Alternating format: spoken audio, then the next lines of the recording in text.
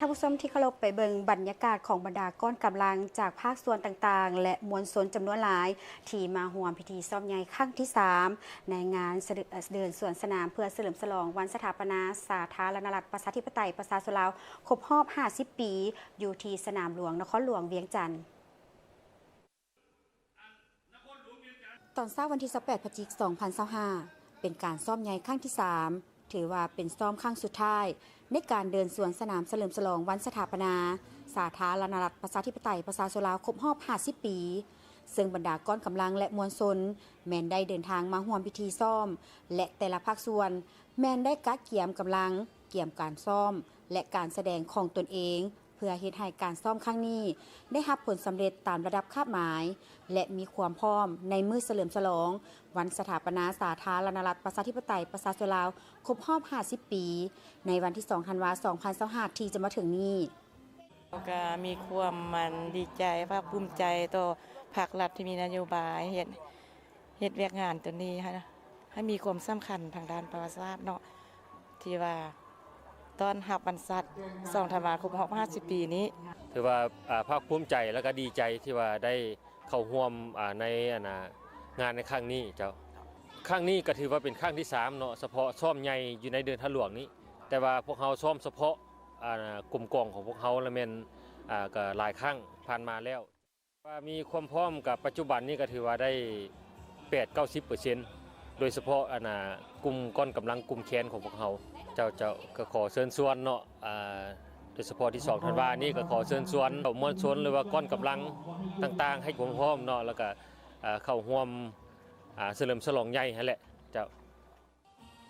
ซึ่งจะเข้าพิธีซ่อมใหญ่บรรดาก้อนกำลังจากภาคส่วนต่างๆก็ได้กะเกี่ยมก้อนกำลังของตนอย่างเป็นระเบียบเรียบร้อยตามจุดที่คณะกรรมการได้กำหนดไว้ให้ซึ่งหนึ่งในนั้นก็คือก้อนกำลังจากศูนย์กลางสหพันธ์แม่หญิงลาวและก้อนกำลังอื่นๆก็มีความพร้อมในการซ่อมใหญ่ครั้งที่ 3นี้ข้าพเจ้าเองก็รู้สึกเป็นเกียรติและภาคภูมิใจอย่างยิ่งที่ได้เข้าร่วมกัน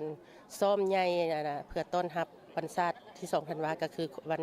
สถาปนาสปป.ลาวครบรอบ 50 ปีมีความรู้สึกภาคภูมิใจและดีใจที่สุดที่ได้เป็นเกียรติอย่างยิ่งที่ได้เข้าร่วมสำหรับก้อนมวลชนของพวกข้าพเจ้านี่แม่นทั้งหมดมันมี21ภาคส่วนเนาะที่จะเข้าร่วมแม่นพวกเฮาก็จะแม่นได้มาร่วมด้วยความเบิกบานมันซึ่งละอย่างเต็มที่สำหรับในวันศาสตร์ที่2 ธันวาคมพระเจ้าก็ขออวยพรให้ทุกก้อนเนาะที่เข้าร่วมจงมีสุขภาพเข้มแข็งพร้อมกันมาอวยพรวันมาเฉลิมฉลองวันศาสตร์ที่2 ธันวาคมของพวกเราให้มีความเบิกบานมวลซื่นสมกับว่า50 ปีวันสถาปนาสาธารณรัฐประชาธิปไตยประชาชนลาวของเราเขาประจำจุดป้องกันวันศาสตร์ที่2 ธันวาคมนี้ข้าพเจ้ามีความรู้สึกภาคภูมิใจที่ได้เป็นส่วนหนึ่งในการว่าประกอบส่วนเนาะเพื่อเฉลิมฉลองวันศาสตร์นี้พวกเรามาอยู่นี่จุดของพวกเราที่ประจำอยู่จุดนี้จะมีอยู่30สหายเนาะที่ประจำอยู่จุดนี้แล้วพวกเราจะเฮ็ดหน้าที่ในการป้องกันอยู่จุดนี้วัดตามระเบียบการที่ทางคันเทิงได้วางไว้เนาะทุกคนที่จะเข้ามาต้องได้เข้มงวดในการปฏิบัติหน้าเวียกตัวจริงและก็ต้องปฏิบัติตามขั้นตอนที่คันเทิงได้กำหนดไว้ของเรา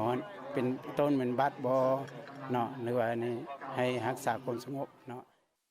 การซ่อมใหญ่เดินสวนสนามครั้งนี้เพื่อสืบต่อกวดกาความพร้อมรอบด้านก็คือความเป็นระเบียบเรียบร้อยของทุกก้อนกำลังที่จะแสดงในมื้อวันที่ 2 ธันวาให้มีความพร้อมรอบด้านเพื่อเฮ็ดให้งานเฉลิมฉลองวันศาสตร์ที่ 2 ธันวาที่จะมาถึงดำเนินไปยังโรงเรียนเป็นระเบียบเรียบร้อยสวยงามและสำเร็จตามคาดหมายที่วางไว้